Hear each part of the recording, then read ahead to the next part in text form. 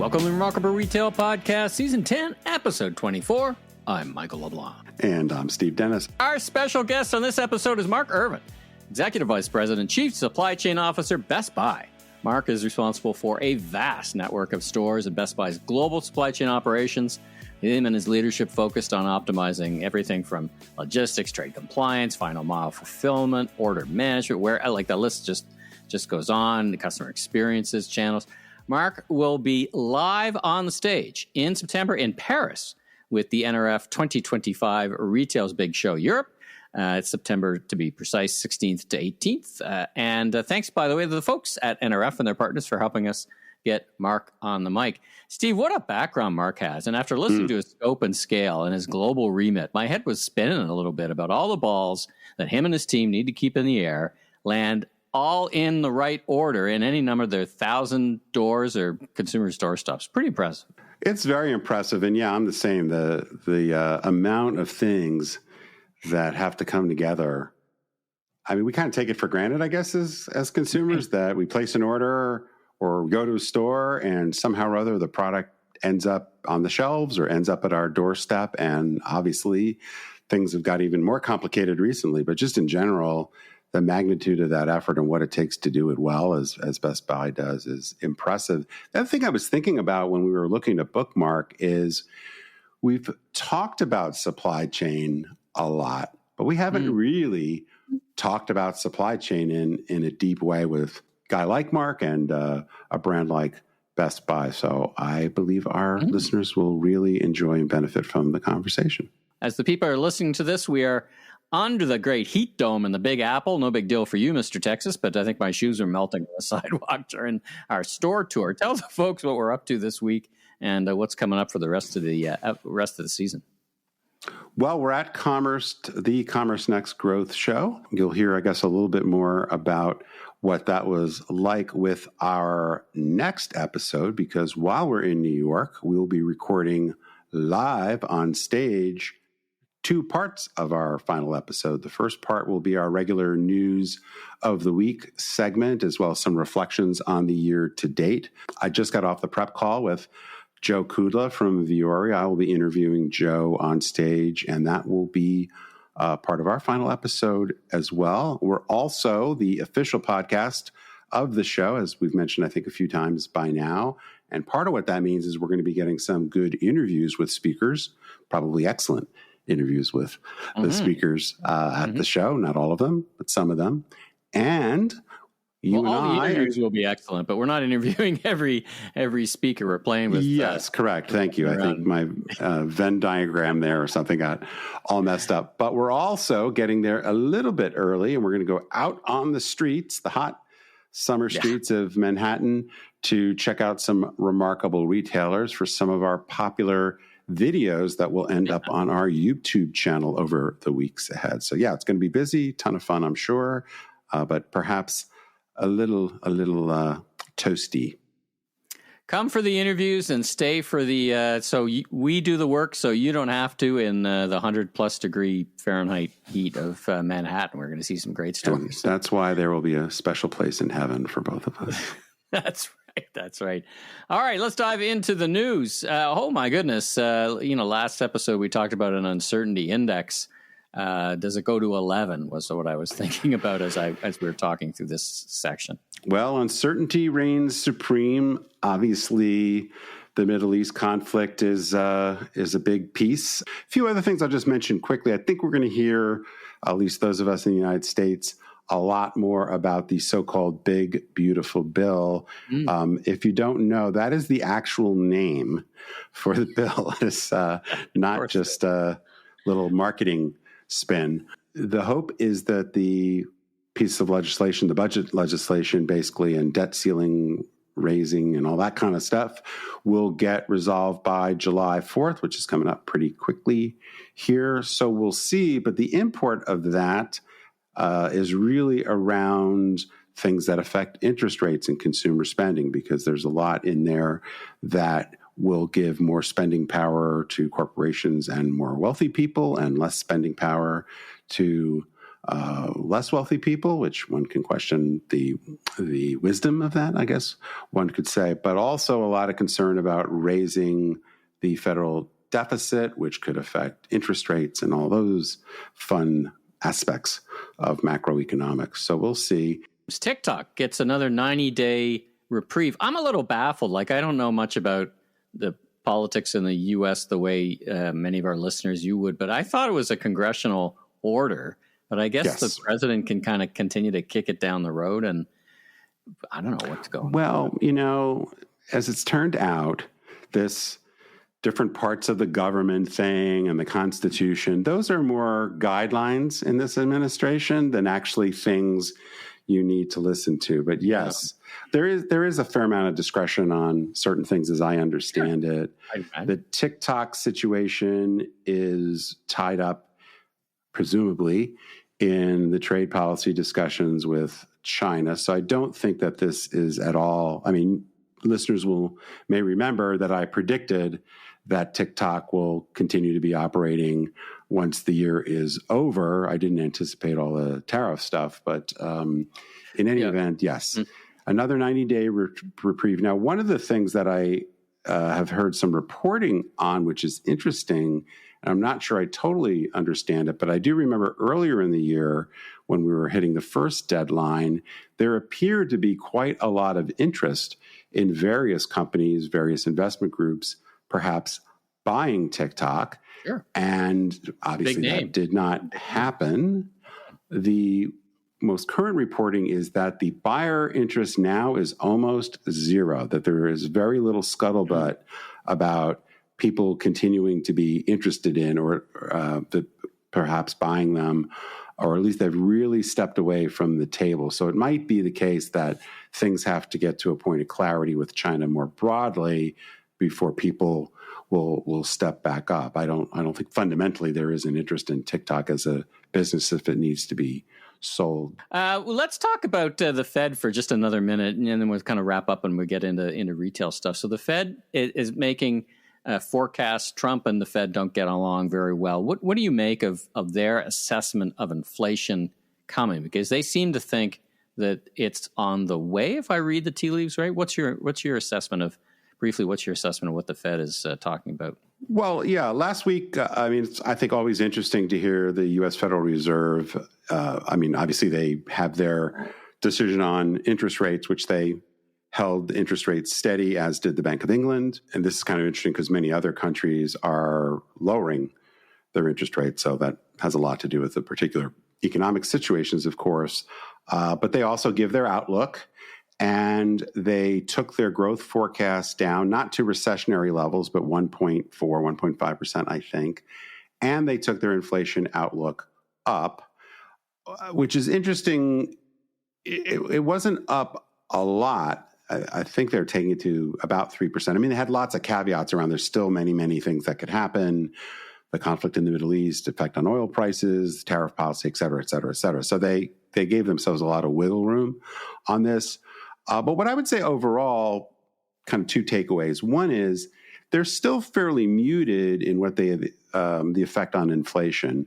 And I think a lot of that has to do with inflation has been trending down. In fact, it's mostly been deflationary as it relates to retail products.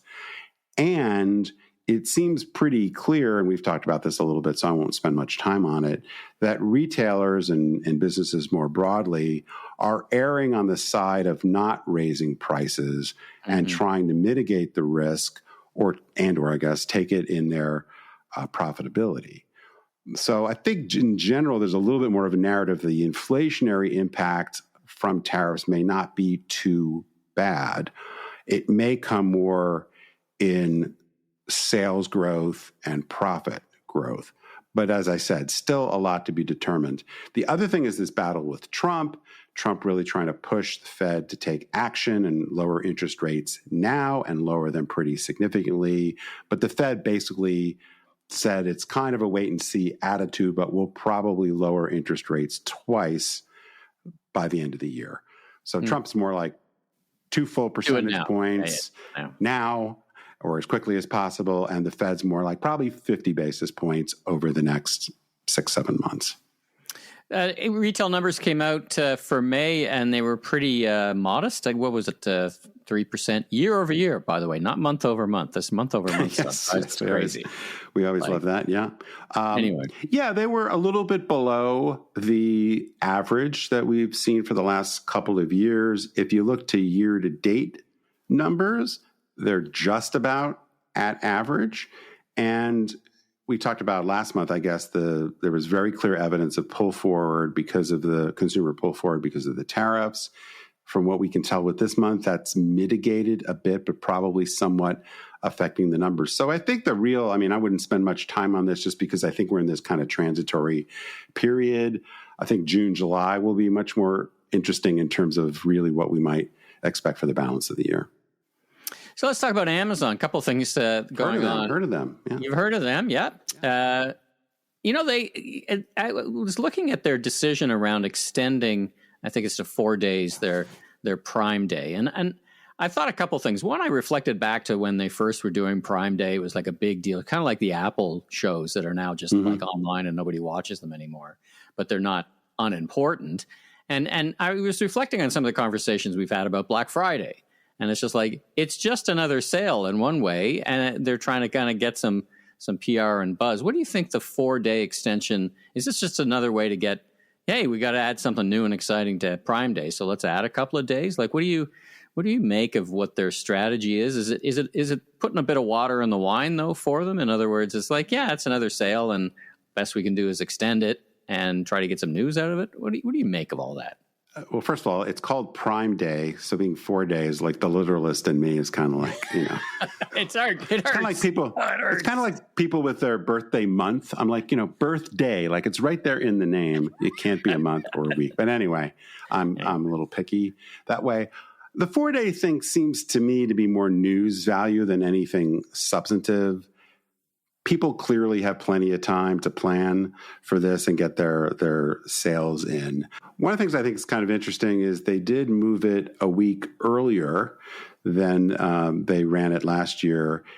My guess is this is really in the context of kind of everybody moving things a bit earlier. We talked, I think, a week or two ago about back to school starting earlier. So I think there's this sense that consumers are pulling back. So let's get in there and get them out of the market, earlier. But of course, that starts this frenzy. So we'll see what Target's response, what Amazon or what Walmart's response will be. So I don't know. I never get terribly excited about Prime Day in terms of what it means, because I think it's pretty clear that for planned purchases, people just delay something they might buy to take advantage of Prime Day pricing, or they move it up a few days. And across the quarter, across the month, I don't know that it really amounts to much. And Prime Day has often become a way to try to move inventory that's moving a little bit more slowly. So perhaps Amazon's a little bit worried about their rate of sale. I mean, there's some other things that people have observed about Amazon's cut back on their Google advertising. Is that an extent to hit a profit number for this quarter? I don't know. We will, I guess, see how the quarter turns out when we hear from them in a month or so. It's also been traditionally pretty good for getting more Amazon Prime memberships. Yes. Because really that's a big deal. And I always look forward to it because I'm the consumer here. I'm stocking up. I always wait to order my greenies for my dog on Prime Day because they always go on sale. Last thing about Amazon, Andy Jassy is saying the quiet thing out loud. AI is coming for your job. What do you think? It used to be like, you'll lose your job. What did Scott Galloway said? You won't lose your job, but to AI, but you'll lose it to somebody who knows AI. Now, people are more thinking you're going to lose your job to AI at the junior levels. What do you? Well, I think we talked about that a little bit last week or the week before. That there's a little bit of new thinking about the impact on AI on employment. But I'll tell you, Andy Jassy, if he wants to have a future career as a motivational speaker, he may have caused a little bit of skepticism because in a note to, I think it was a meeting, but then there was an email to the whole organization about the impact of AI more broadly. He basically said, a lot fewer people are going to be working at Amazon because of AI. And needless to say, grow well and live, number 39. Yes, that did not go over super well with the troops. But on the other hand, it takes a certain amount of courage, I think, to be plain and about that. And presumably Andy and the rest of the folks at Amazon have a pretty good understanding of what this is going to look like over the years ahead. So it wasn't kind of like next week, get your resume together and go get some boxes at Home Depot to pack things up. But it was, this is coming, and you should just kind of plan accordingly, I guess. Let's talk about the other retail behemoth, Walmart. Lots of news coming out of Walmart, starting with an area that's been kind of weak for them when I look at overall their categories, apparel. Well, this was in the context, of course, we've been doing this, and a lot of people have been trying to figure out what the heck is going on with Target. We talked about that a couple episodes with our analyst panel. And we've also, I think, spoken about how Walmart has benefited from folks trading down to Walmart and other more value price retailers. They've been putting a big push into apparel more broadly, in addition to many other things they've been doing to improve the business. Denise Incandela has been running the apparel fashion business at Walmart for a little while now. They appear to be really getting some great results. And the stat that really jumped out to me was that online apparel sales at Walmart are up 23% year over year. Got to assume at their scale, right? That's a pretty big base. So I would have been impressed if that number was 10%.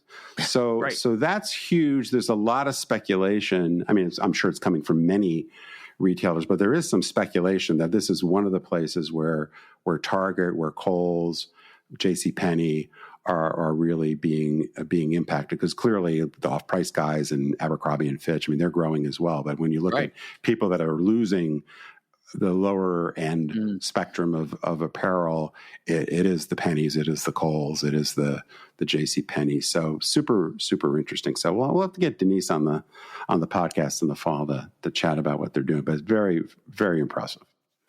You and I have been talking about the luxury market more than usual, just because I don't know if we want to talk about it, but Shop Talk has got a pretty interesting new event coming up in 2026, and some interesting numbers coming out from a Bain study, because for a long time the luxury segment was not approachable luxury, was performing fairly well, but things seem to be turning down a little bit.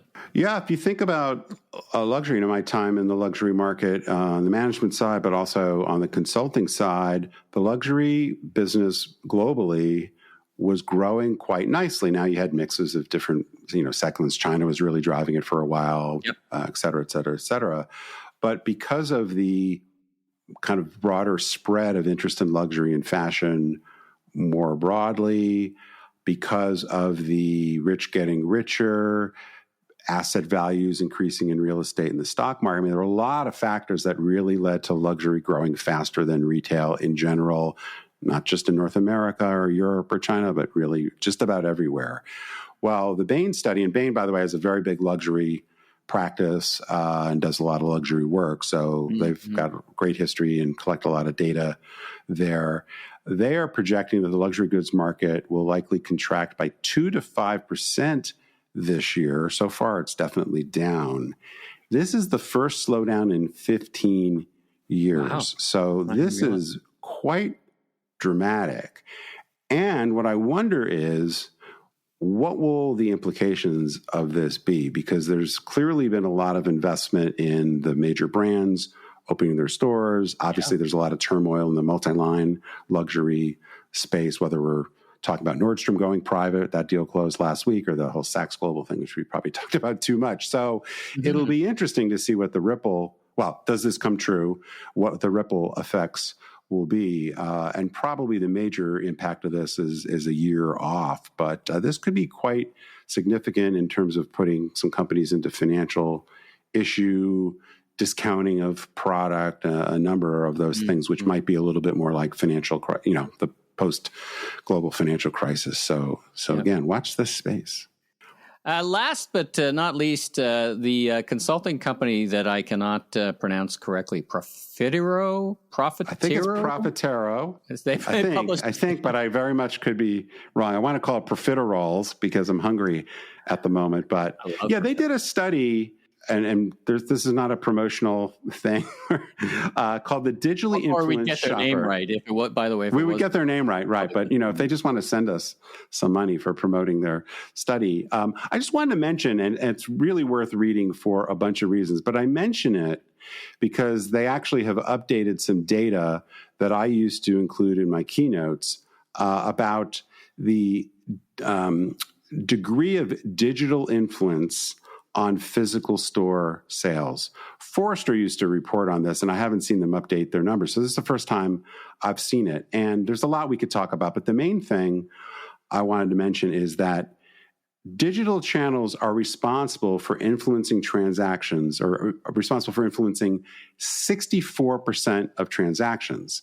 Now that compares to the quote about the percent of retail that is e-commerce, which there's various categorizations, but it's around 20%.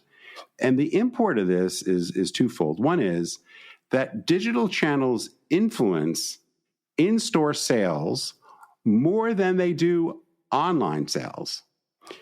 And most companies still think about them as separate channels. So the one thing I'll say about this, which I've been saying for years, and I keep, banging the drum on this, is if you look at your digital channels and measure their success by your success in e-commerce, you will make many, many big mistakes. So for example, my favorite example is if you incentivize and reward your e-commerce executives for how well they convert traffic to sales in that channel, you will underplay how important your website is to converting people in your in-store channel. So if you believe these numbers, your website is probably more important.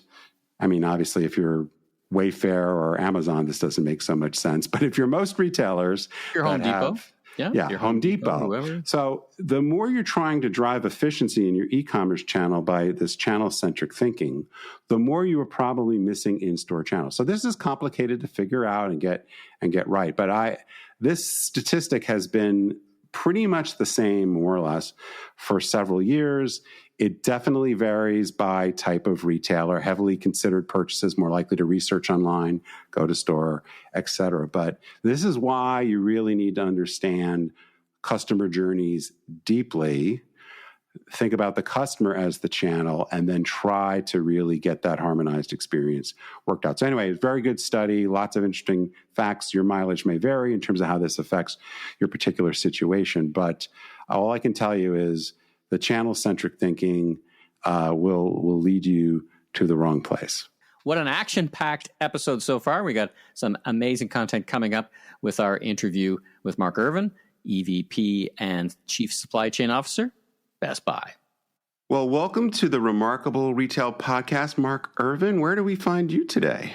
You find me in sunny Minneapolis, Minnesota, with no snow on the ground. It's actually quite warm. Well, as we talked a little bit offline about the time that I spent in the Twin Cities, and I was in Chicago for many, many years, and a little known secret perhaps is that the summer is wonderful in those places. The winter maybe not so much. But enough about the weather. Let's get into who you are, what you do, and what we're going to talk about today. So tell us, if you would, a little bit about your personal and professional journey and what you do for a living at a little retailer called Best Buy. Oh, that's fantastic. First and foremost, thank you for having me on the podcast.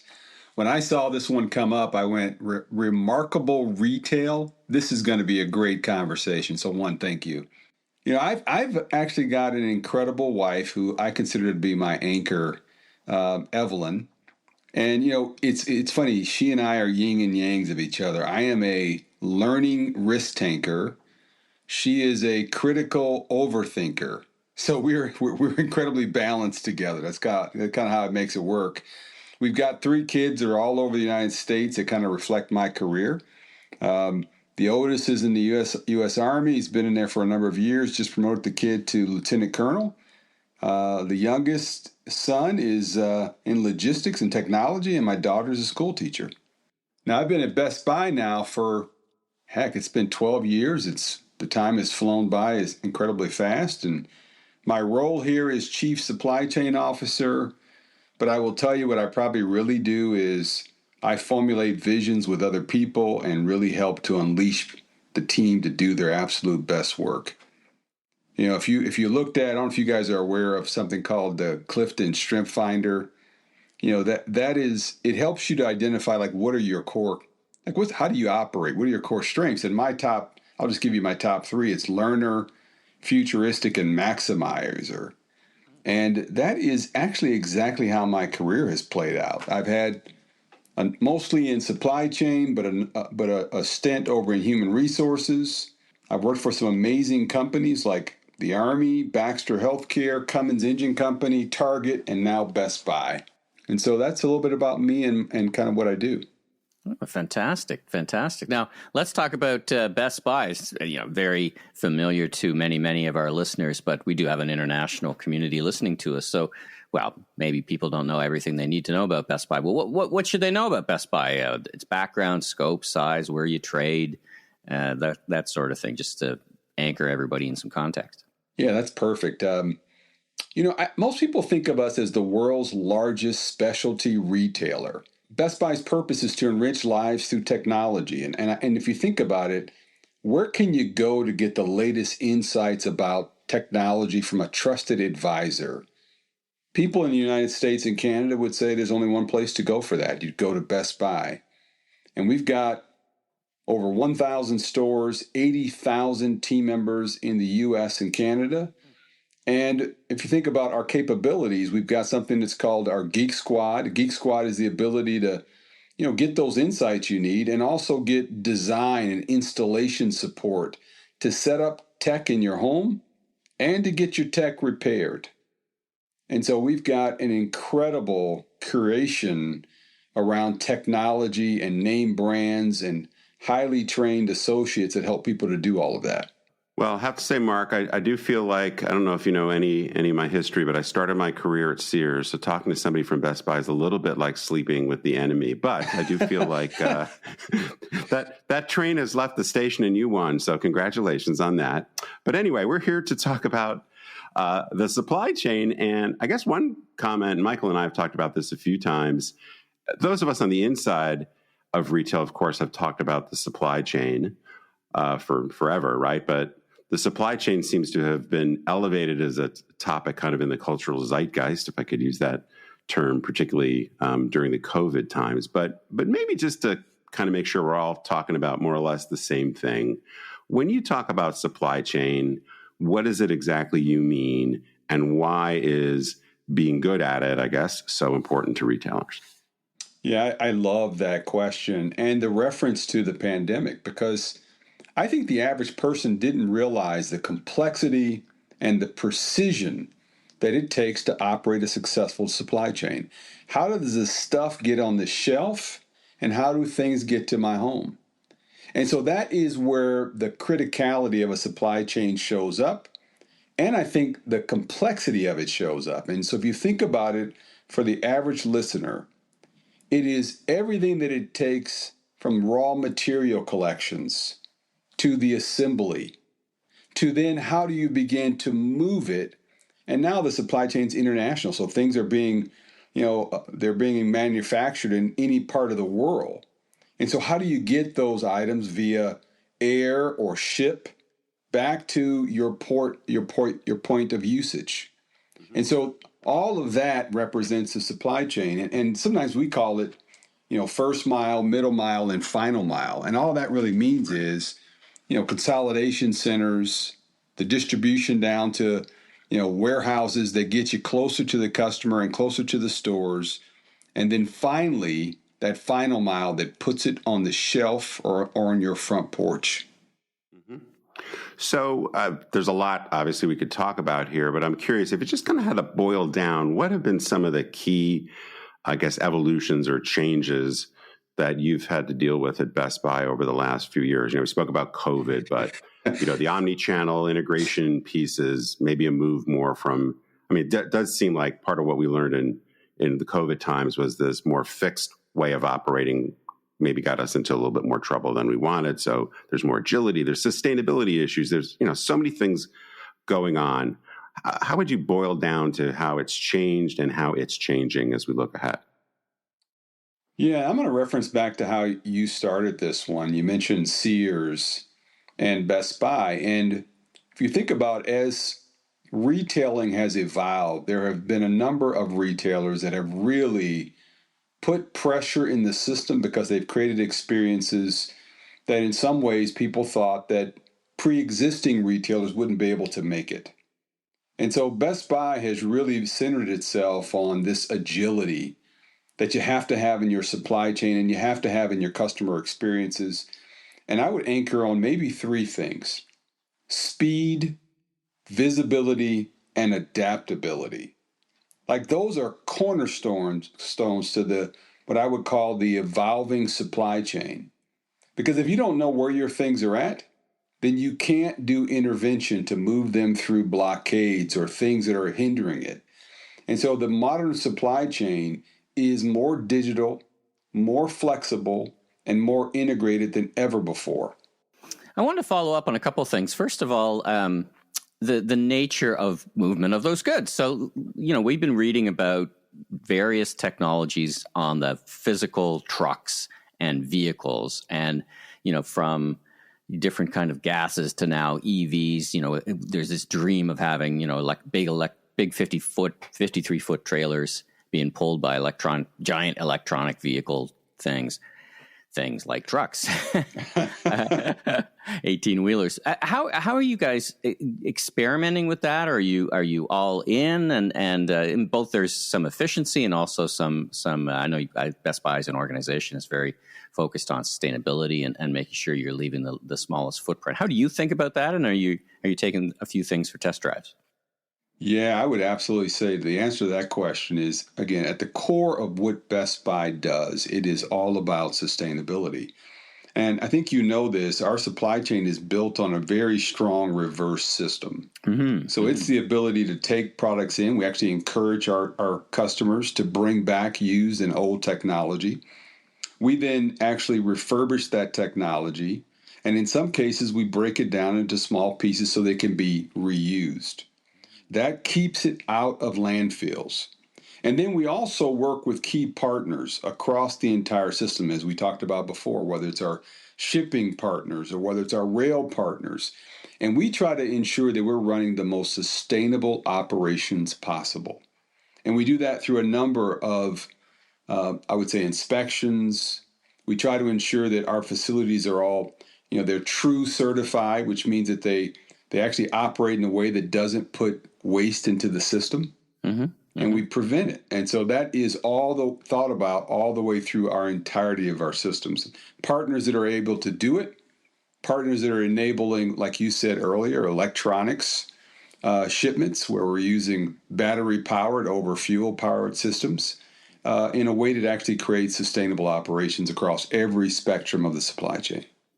Let's focus the lens on supply chain to the consumer doorstep, which is, in our careers, it's been such a big transformation of how you need to think about not moving a bunch of stuff to your 1,000 stores, but millions of goods to individuals. So, how has that evolved at Best Buy? You've got, drop ship, multiple delivery partners, I'm sure. Some retailers are testing drone deliveries even for remote areas. Talk about, crowdsourcing. The average person can sign up and do deliveries. Talk about how you and your team are thinking about the best way to get products to people's doorsteps these days. Yeah, here's how I would anchor that. The way that we've tried to center our supply chain is on, one of my favorite terms is optionality. Like I think about it from the standpoint of a customer. Like, what are you looking for? And I think today you actually have to be very much more personalized in the capabilities. So Best Buy has a range of capabilities, i.e., you can have something we call it scheduled delivery, which means that you don't want to be at home all day watching your front porch and trying to see when that technology shows up. You want to have a specified time and windows of time to do it. Or let's just say there's a new product launch and you're actually on the beach somewhere in the world and you don't want to miss out on that technology. We allow you to order that product up to 7 days in advance through scheduled delivery and then have it pinpointed on your porch for when you return home. We also have same day, next day, and 2-day capabilities. And just to give you a sense of this, 60% of products that we ship from Best Buy arrive on a person's front porch in 1 day or less. Come on, that's amazing. That's one of the things that surprised me and Mike.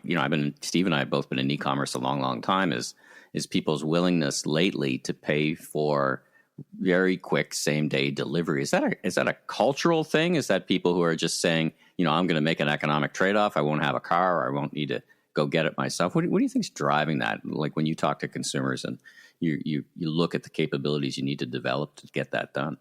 I think what's driving that is, I think it's personalization and choice. It's interesting you said what you just said. We actually find that because of our reach of over 1,000 stores, and because it's technology. I think if it wasn't technology, people kind of do other things. Mm-hmm. But if you can imagine your $1,000 laptop sitting on your front porch in a random delivery. It's funny, I was sitting in a meeting one day, and someone had their security cameras up at their house on the front porch, and they were constantly watching for the delivery. And so what we find is that a large percentage of our customers actually go to our stores and pick it up. Sure. And they love having that flexibility. Mm-hmm. Geez, almost 20 minutes and we haven't mentioned AI yet, so that's got to be a first for you and the team lately, I'm sure. Many retailers are telling us it's a game changer in things like forecasting, inventory management, logistics. They're telling us about other things, but really they're saying, listen, this can really make a big difference. How are you and the team deploying and maybe experimenting with AI in your organization? Yeah, I'll give you a couple of things. I always like to anchor it on, like, how are we approaching it? Like in our supply chain, I think I told you Best Buy's purpose is to enrich lives through technology. The way we enable that across our supply chain is human-centered, data-enabled, world-class supply chain team. And so what I mean by that is that when we employ technology, we're trying to make sure that it's better for our team members and better for our customers. And I'll just give you a couple of examples. We've deployed something called data-driven sourcing. Now, I like to call this one adolescent AI, which means it's got some growing up to do, but it is our first step in the water in the use of these technologies within our supply chain. And what it's able to do is, as we ship products to customers, it's able to look at the mode in which we ship, the historical performance of that mode, to ensure and predict the accuracy of the promise we made to the customer. And it learns over time that if I use this courier on this route, I'm actually going to be late. And so it prevents that to ensure that we're more timely and also more cost effective. It's actually a powerful tool. The second thing I would probably share with you is something that we've stepped in the water with is, you think about digital twins. We talked about agility in our supply chains. If you don't have a digital mapping of your supply chain, you can't really run scenarios. You can't really say, what if this happens, what would we do? And if you do that, you won't be able to build out the networks that are required in the future. So at Best Buy, we have a large product network, things that we use to move big and bulky materials all the way down to the installation in people's homes. We also have a small product network. We've actually got a digital twin of both of those networks, and it allows us to run simulations that can help us to build, like, what does this look like in the year 2030? What capabilities should we be thinking about right now? And how do we start to advance those? The last thing I'll give you is something that's called a control tower. And you hear those words, sometimes you hear certain buzzwords in supply chain, you kind of go, well, what does that really mean?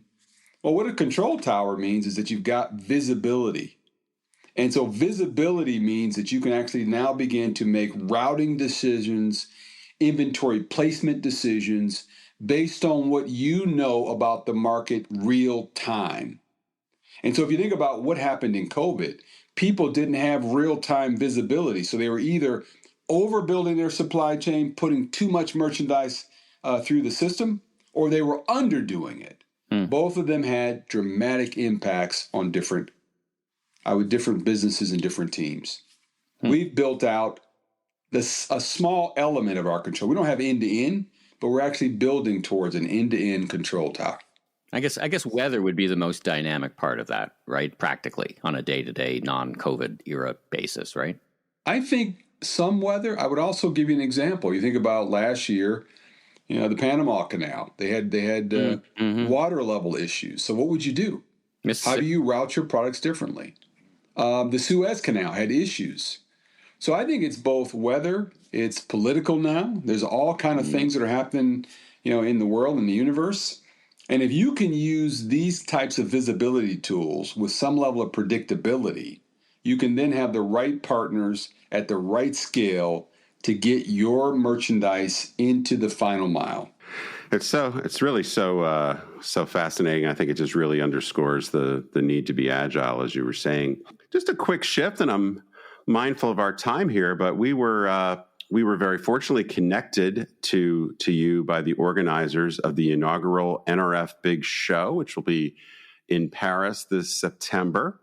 And you will be one of the keynote speakers. I'm wondering I know it's a few months away, so you probably don't have your thoughts totally together for this, but is there anything you might want to preview for our audience about what you'll be talking about that perhaps will encourage them to get their ticket right now? Yeah, I think, again, we went back to kind of that Clifton Strength Finder piece that we were talking about. Number one, I'm a learner. And then number two, I'm a futurist.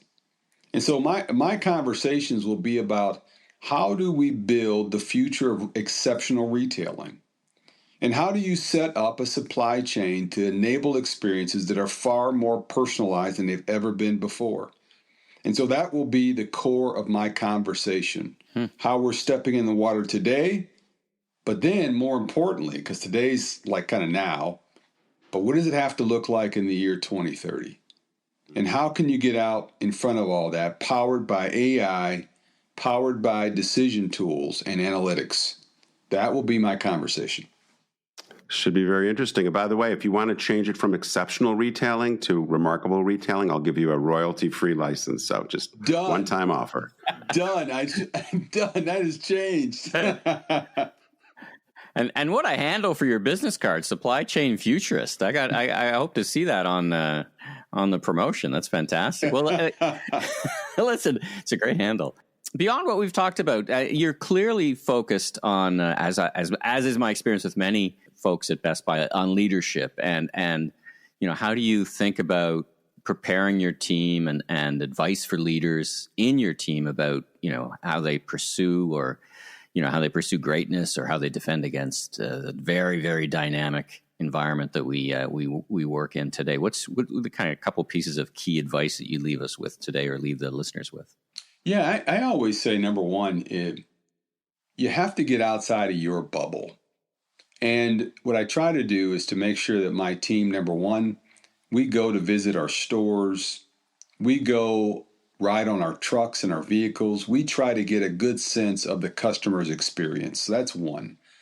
But then also we have great partners that take us down this road of like, how is technology being utilized, not just in retailing, but in any other space. And so then we're using those experiences to start to think about how could we take it from, it could be some form of manufacturing for automobiles. It could be anywhere. How do we take that learning and then begin to apply it to remarkable, you heard the switch, retailing? How do you do that? And so I'm constantly taking my team on these learning journeys where they can touch, feel, experience, and then dream. Like, what does it take? And so I think that's what we've done here. We've built, I was talking to the team just the other day, and we were talking about winning strategies. And the team is actually launching at pace winning strategies that have us amongst the most competitive in retailing, and certainly above the bar in this space of technology. Fascinating. Now, there's got to be a couple of failures in that, right? Your openness to being less than successful and learning, right? That's got to be baked into that loop, yeah? Oh, I think it's funny you said that, because remember I started with this one too. I was talking about the difference between me and Evelyn, my wife, and I have to learn. And so learners fail, they make mistakes, and they actually They thrive on that. Now, they try to be strategic in the way that none of those mistakes actually result in something that would be catastrophic. Sure. But if you're not learning, if you're not failing, you're not learning. And so I try to build an environment with the team where we're all willing to take those exceptional risks to create a remarkable experience. Well, Steve did give you well played. You see that? Well played. Well, you have that license, but I must say an angel gets its wings every time you say remarkable. From here on in. There you go. Listen, Mark, this has been such a great conversation, and you're going to bring rich insights to our friends in Paris in the fall. So thanks again for joining us here on the Remarkable Retail Podcast. Real treat to chat with you, and thanks for sharing generously some of your insights. Oh, same here. I feel the exact same way. Thank you for having me on the Remarkable Retail Podcast, and I look forward to seeing you all at the NRF Europe conference. Thanks for tuning in. New episodes of Season 10 are available each and every Tuesday, so be sure and tell all your friends in the retail industry all about us. And make sure and visit our newly refreshed YouTube channel for exclusive video and our new virtual store tours.